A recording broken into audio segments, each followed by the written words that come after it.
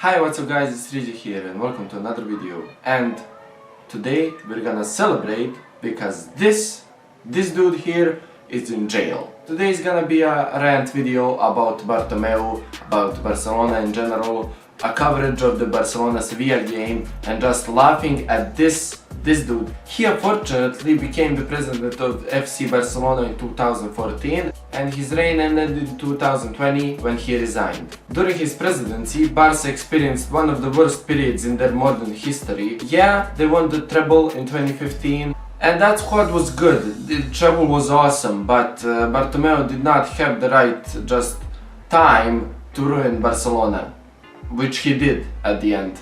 Barcelona's club motto was "We bring up talent. We have the best academy in the world, La Masia. We just bring up talent. We don't buy that many superstars." And Real Madrid's was on the contrary. We don't invest in youth and we just buy talent. And it was just a great rivalry. It was just Barcelona produces talent, Real Madrid buys talent, and they clash together. Which is better, the young players, the players you brought up, or the players you buy? It was great, and Barcelona's transfer policy changed recently for the worse. Just look at some of the transfers in recent years. Arda Turan, Andre Gomez, Alex Vidal, Malcolm, and then the three big boys, Griezmann, Coutinho and Dembele. That is not FC Barcelona. Barcelona just suddenly became the club that buys superstars. And those superstars were all just underperforming. It was just a conveyor belt of flops being grossly overpaid and just throwing away millions and millions on players you don't need or players that don't fit the system. Should we blame all of this on Bartomeu? No. But is he one of the worst presidents in Barcelona history? Yes. And yeah, he was arrested a couple of days ago, so we'll look into that now.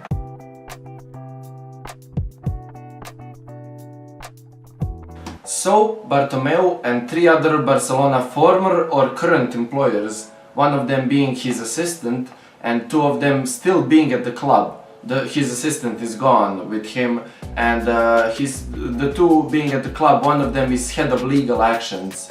I don't know about the other. They have all been arrested a couple of days ago. The scandal is called Barcagate and it's not looking good for them. They have allegedly been involved in social media scams. That's scams, we'll go into that more later, and the money laundering. I don't know much about money laundering, I'm not gonna go into that, I'm not the best at that, and it's just boring to cover those informations, but the social media stuff is actually really interesting. So, Bartomeu allegedly hired a company called E3 to make social media accounts, mostly on Facebook. I think all of them are on Facebook actually, with over 30, 40, 50 and some even 60,000 followers. They're gonna be on screen right now, some of the bigger ones. And they hired those accounts and that company to create those accounts to release statements, release leaks about Barcelona, about their personal business,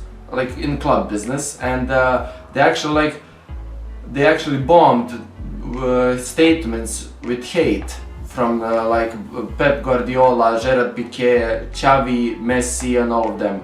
Every statement that they didn't like, they leaked something about it, they just thought of something, or they just bombed the post or the statement with hate. We didn't know much about it right now. I know the two guys that were in Barcelona, that was still employed in Barcelona, have been released just the same day by the police, and Bartomeu and his assistant were kept in prison for a couple of days for just further questioning. And yeah, who would have guessed that the man who when Messi wanted to leave, he said, "You can't, you just are under contract," and then was like, "Oh, if Messi wants to leave, then yeah, I'll leave, he can stay." He's at fault for Barcelona for just being in such debt, like 900 million or even a billion in debt, and then he signs the likes of 100+ million players. You just can't do that when you're in debt. Yes, no one could have predicted the pandemic, and it had massive financial consequences for every club in the world.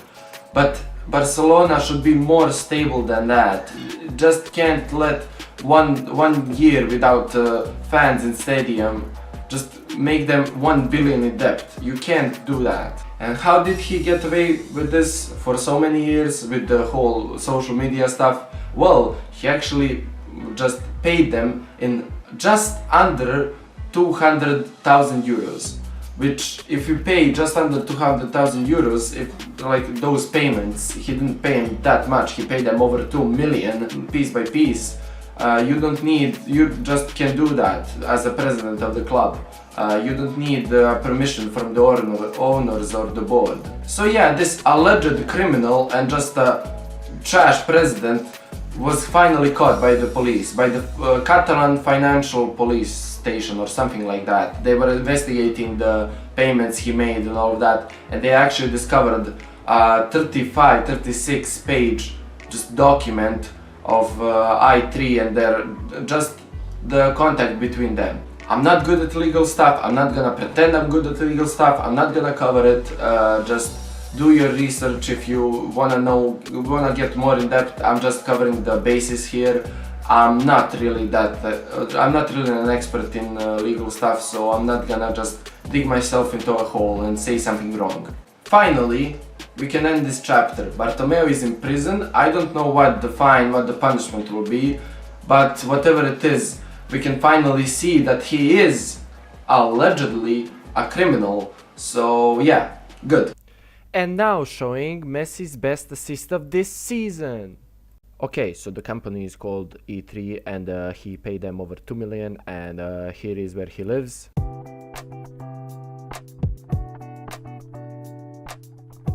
So after all that chaos, Barcelona hosted Sevilla in the second leg of Copa del Rey semi-finals. Barcelona lost the first leg away 2-0 and were hoping for another Remortada, another historic turnaround. Dembele first put Barcelona in front again. He scored two opening goals against Sevilla in two back-to-back games in a couple of days.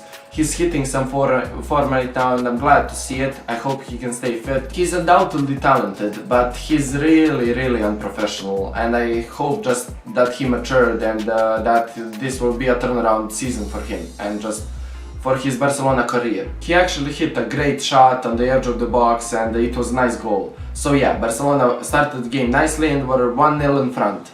But they can't do it, can they? Everyone was believing that Barcelona can get it, and they were just attacking the whole game and couldn't finish. They hit the post, they just narrowly missed. Messi had a great game. He was really good at working and just getting the ball in the final third. He won't get mentioned in the media because he didn't get a goal or assist, and everyone would think just, oh, he disappeared in another big game. But he was actually man of the match for me. And then a youngster, Minguenza, made a penalty and Ocampos stood to take it. And the hero of Barcelona, Marc-Andre ter Stegen, saved the penalty.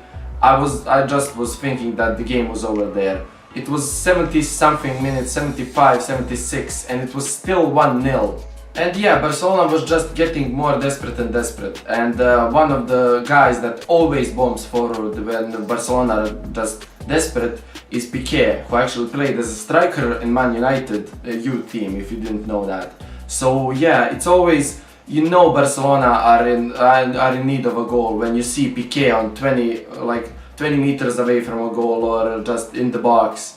You know it's getting desperate. And then it was 90 minutes done. 4 minutes of stoppage time. And Barcelona was just not looking like they could finish anything then. They were just missing and missing and missing. Then Fernando got a red card for a just bad challenge. And it was a corner for Barcelona. It was whipped into Griezmann in 94th minute, the last minute of stoppage time. He put the ball back to Piqué with an excellent cross, and Piqué just had an easy finish. Not easy, it was really stressful in the dying minutes of the game, but for him, for the 34-year-old, it was easy.